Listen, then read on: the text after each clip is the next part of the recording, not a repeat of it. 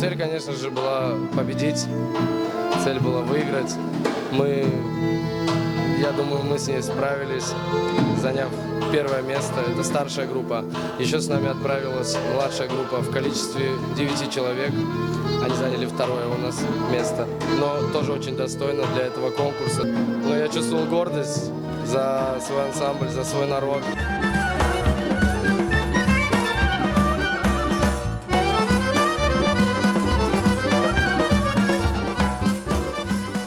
Мы очень долго готовились, чтобы получить первое место. И вот первое место наше. Мы очень этому рады. Когда мы были в конкурсе, я не ожидал, что мы победим в танцемании.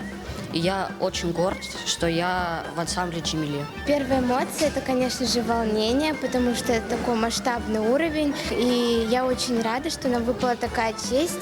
Мы единственные, кто представляли крымско-татарский народ.